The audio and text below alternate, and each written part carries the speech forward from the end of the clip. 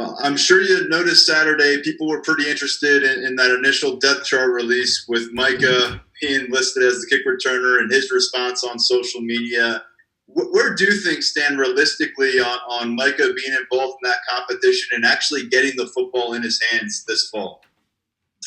Well, first of all, the depth chart thing was really just a perception thing. I think it was a little bit of us not all being in the same room when we went through it, because I just saw it differently when it went out. I saw the first two guys listed as the two returners that would be on the field, which is accurate. It would be Journey Brown and Micah Parsons. And then, who's the returner? Well, it depends on which way they kick the ball, right? And I don't know which way each team's going to kick the ball. But I guess the perception was the first guy listed would be the returner and the second guy would, I guess, be the off returner. It's just not how I saw it. So it wasn't meant to be funny or to fool anybody or anything. It was just, I guess, the difference in perception. But, I think that Coach Franklin and I have had many conversations about Micah running the ball, getting the ball in his hands. Obviously, he was effective at that in high school, and we're certainly not afraid to do that. But, he's back there listed as a returner, just like he was last season. And a lot of people don't just kick the ball to our right, especially if we're good on kickoff return, as I expect us to be.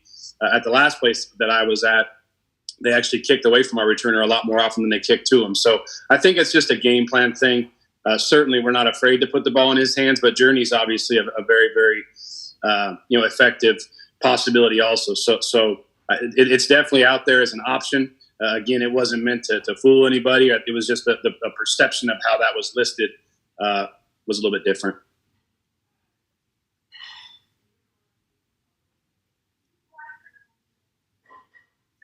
Hey, Joe. Rich Scarcella. When it comes to linebackers, how would you describe the relationship between Micah and Brent Fry, and what do you think makes it work? Oh, I think the relationship is really, really special. Being able to observe it. Number one, it comes from the fact that they're both really good people. And Coach Pry is a lot more than just a football coach to a lot of us, myself included.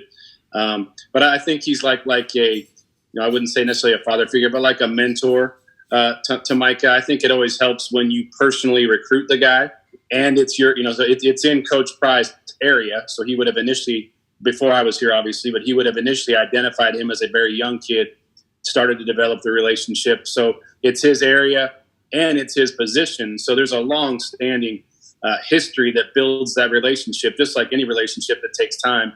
And then I think Micah, seeing that Brent, Coach Pry, I should say, is someone who genuinely cares about him and loves him. If he didn't play football tomorrow, I don't think you'd see much, besides the obvious not being at practice and those things, I don't think you'd see much difference in their relationship at all.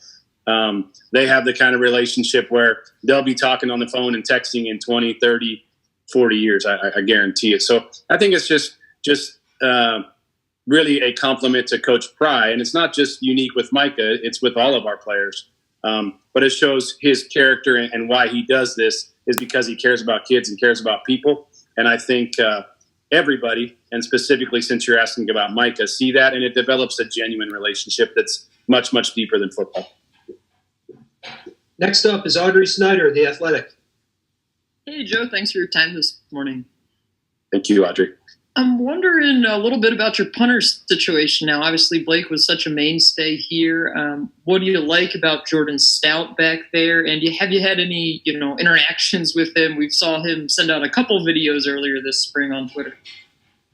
Yeah, good question. It's kind of a unique situation. Thankfully, we got Jordan, last year, who really is a combo guy. We were going to take a punter in last year's class. We had all the top guys in the country at our camps, or I went and saw them, depending on the situation, and just didn't feel like there was one that necessarily either we thought was good enough or one that was good enough that fit Penn State.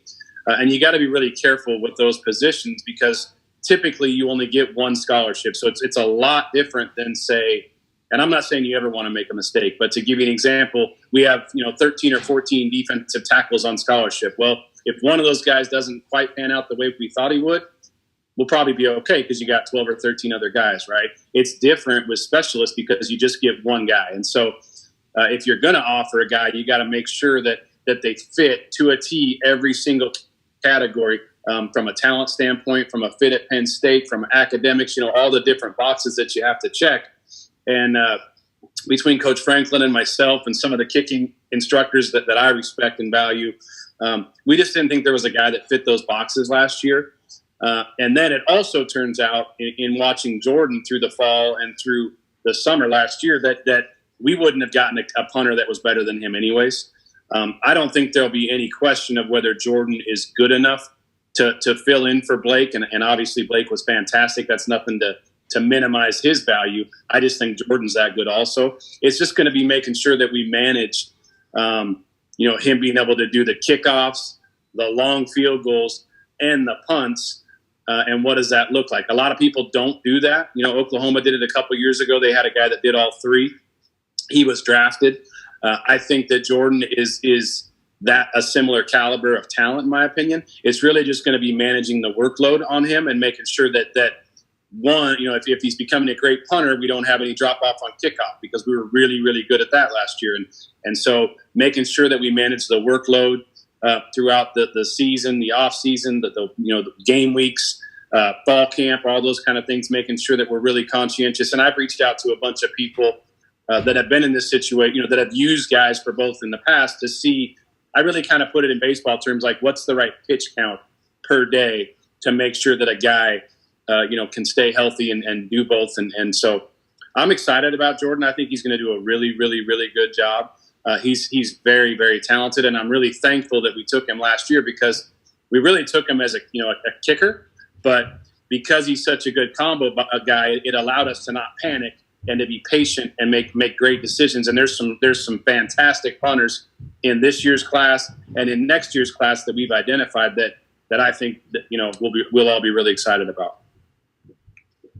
Next up is Donnie Collins, Times Tribune. Hey, Coach. Thanks for doing this morning.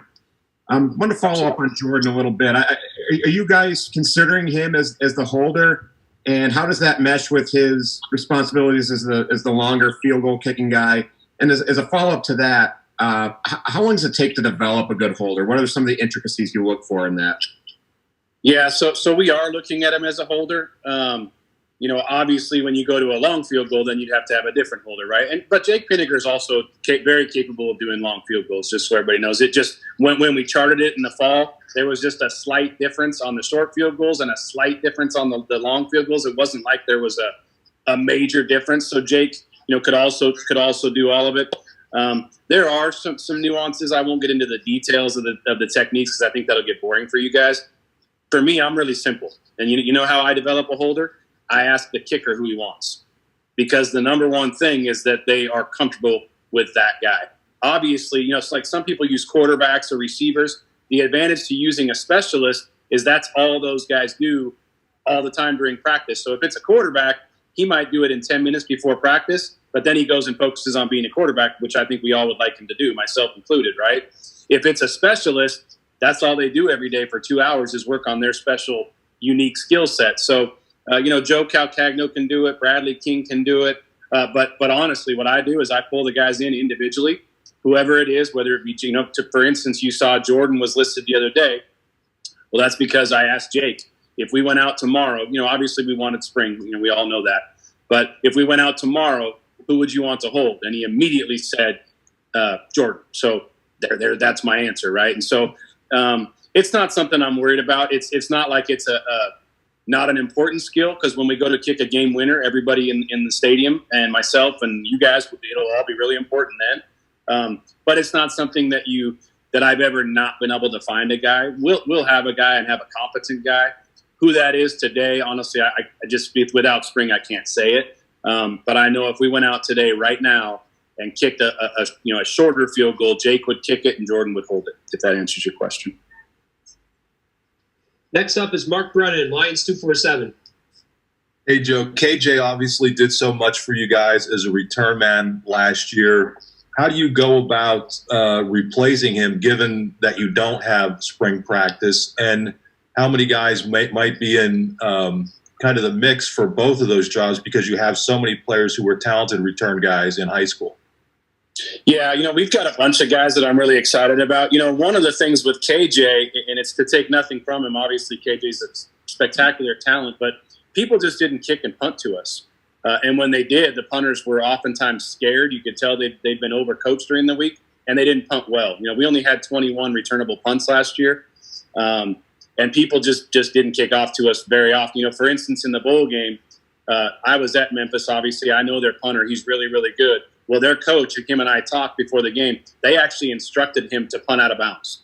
So I don't have it right in front of me, but their punter's average, I think, was like 43 or 44. Well, against us in the game, it was 33. So basically, every time they punted the ball, they just gave us a first down, right? So, again, KG's phenomenal. But I actually expect better production out of those units because I think people won't know as much about our guys. And so at least early on, until we prove we are what I think we can be, I think people will kick and punt to us without as much fear, and that may open up some more possibilities for better play in the return game, which I expect. Next up, we have Greg Pickle, Penn Live. Coach, how you doing? Good, man. How are you? I'm doing well, thank you. Hey, you mentioned looking at specialists in the last class, obviously looking ahead to the future now with Coach Smith saying last week that this class is probably going to be a little bit smaller than the one you signed last year. Do you think a specialist has to be a part of the plan this year? And how do you evaluate those guys, especially with the potential of not having camps maybe, or a reduction in camps and spring evaluation opportunities because of everything that's going on? Yeah, good question. So I don't think you ever want to paint yourself into a box of saying you have to take a guy in a certain year because, as I've already outlined, when you only get one, man, you can't make a mistake or it'll set your program back a long, long way. So we'll never paint ourselves into that box. How you want to do it, though, in a perfect world, so everybody's aware, is you want to, when your guy's going to be a senior, okay, you want to sign a guy in that class. So you would in a perfect world sign a kicker, for instance, in this 21 class, right? Because that way they would come in when Jordan and Jake were seniors, right? They would be able to learn from those guys, watch what those guys do at practice, see how they handle game day, see how they handle game week, see how they handle the off season, all those kind of things, and really get that year under their belt. From a football standpoint, from a strength and conditioning standpoint, from an academic standpoint, from a social standpoint. And then that next year, they're ready to go. And you feel like they've had a year in a college football program before they have to walk out in Beaver Stadium in front of that big crowd. Because that's a big stage to be on. And especially when it's just you, people don't realize it's more spotlight than even a quarterback. I mean, everybody on kickoff is staring at that kicker, right? Everybody on field goal, everybody on punt, everybody is looking at that guy. And so it's an abnormal amount of pressure for guys. So you really want to bring them in, redshirt them, let your seniors finish up, and then go forward that way.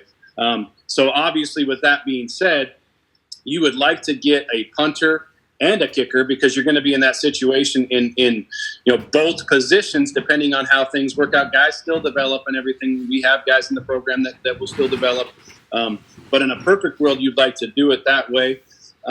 In a small class, sometimes you can have guys be preferred walk-ons. You could gray shirt people. You could sign them in that class. I mean, there's a lot of different variations of how you can do things.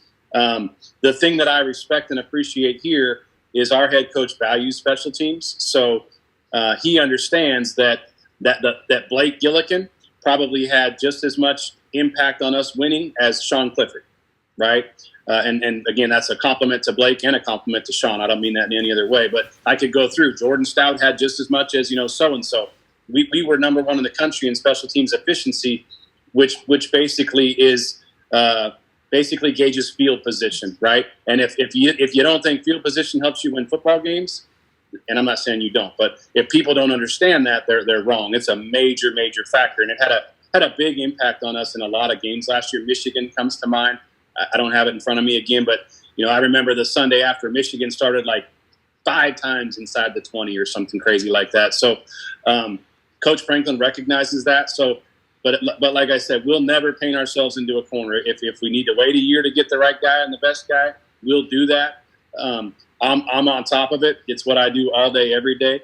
And that combined with the fact that Coach Franklin puts an emphasis on it, we're always going to have good specialists, and I'm going to make sure that we do. Next up is Frank Bodani, York Daily Record. Hey, Joe. Wanted to ask, how was it frustrating at all last season because you guys didn't get a chance to really return the ball the way that you wanted to?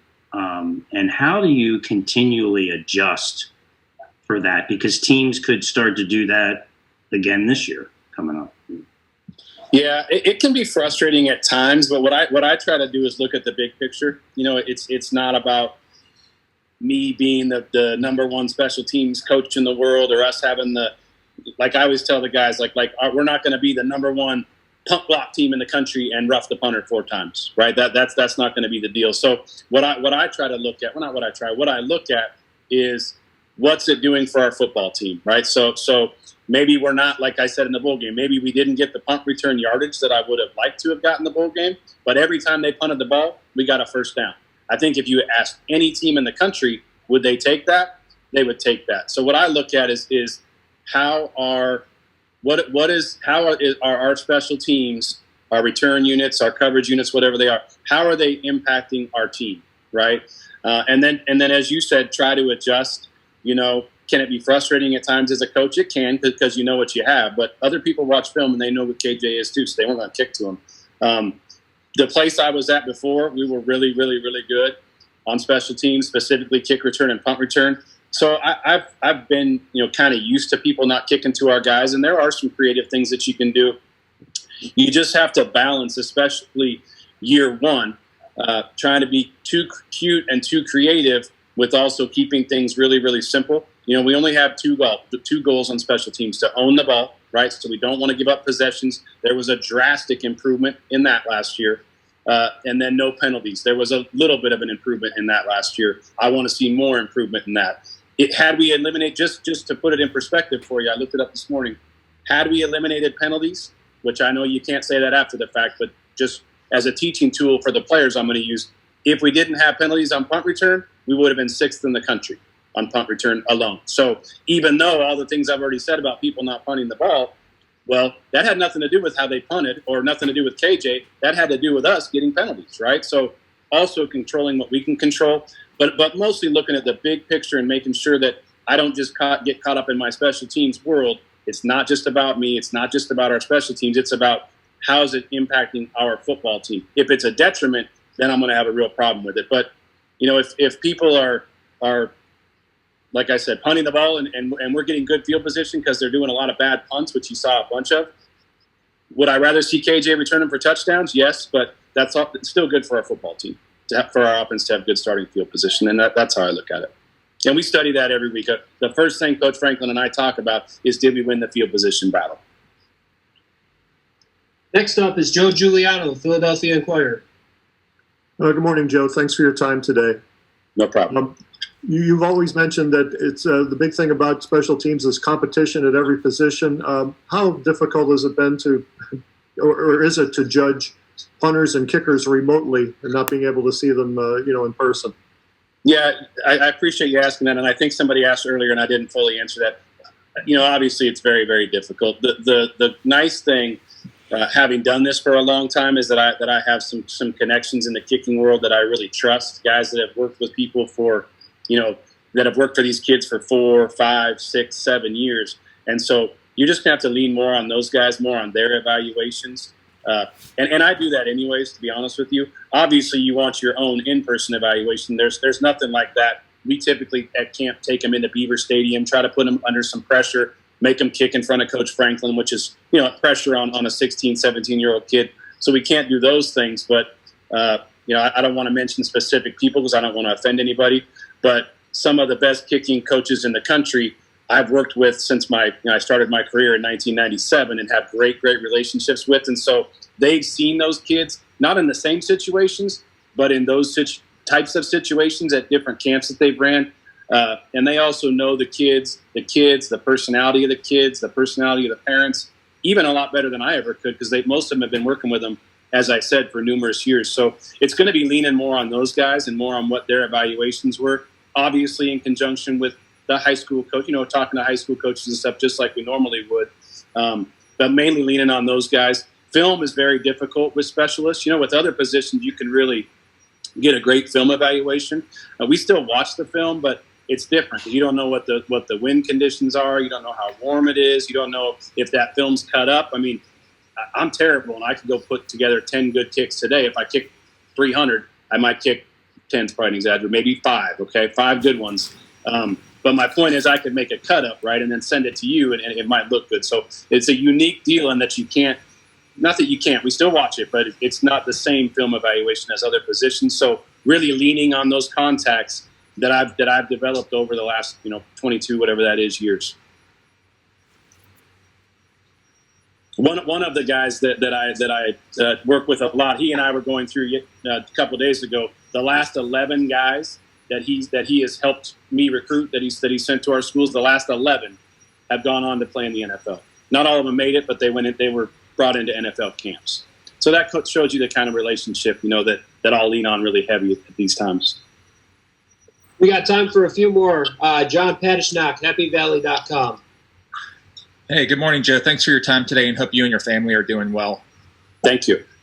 Hey, the XFL incorporated a number of kickoff rule changes for the few games that they had this season. Were there any rule changes there, or just kickoff rule changes overall that you think would benefit the college game?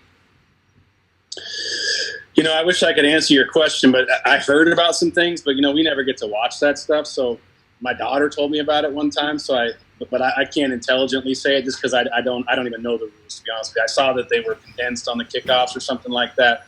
The number one thing for me is always going to be player safety. But sometimes I also think there's a perception that guys get hurt on certain plays that they don't get hurt on. Certainly I'm not the expert at that either, but I know in my career I've heard people say, well, they get hurt on this play, and I think that's not where guys get hurt, in my opinion. But, player safety is always going to be the number one thing, and I support any rule that puts player safety first. And I heard there was some really cool stuff. I wish I could answer your question better. I never watched a single game. I watched like one quarter with my daughter one time, but we're usually so busy at that time that I just didn't get to check it out. Next up, Ben Jones, statecollege.com. Hey, Joe, this is a little off the field, but I'm curious if everything that's going on has ruined any of your fishing plans for the summer, and how have things sort of been for you on the home front? Leave it to Ben. My wife just asked me that question today. No, we're doing great. Coach Franklin keeps us really busy around here, so there's not been much fishing as of right now, although I have a buddy that works at the fly shop that told me it's been great. Hopefully we get to still have our summer, but, fishing and all that stuff's fun, but nothing's more important than, like right now, I'd kill to go back to work, just to be around the office, be around the players, be around the guys. You really miss that stuff more than I ever thought I would. Sometimes you get so into the grind that you think, man, I wish I could just go fishing every day or something. But when you actually have the time and you don't have the other thing, you really miss it more. So I hope we get our summer because it's a special time for our family, and it's just kind of become a tradition. But, nothing's more important to me. I don't mean nothing, you know what I mean. But Penn State football is my priority along with my family, and whatever it takes for us to get back and have a season and get things back to normal. I mean, I really miss our coaches. I really miss our players. And while I hope we have vacation, if we can play football in the fall and it means sacrificing something, I'll be the first one in line to do it. I promise you that. Now, hopefully, Coach Franklin will give me a little bit of a break one of these weekends, and I'll get out and fish around here, though, because like I said, I heard it's awesome.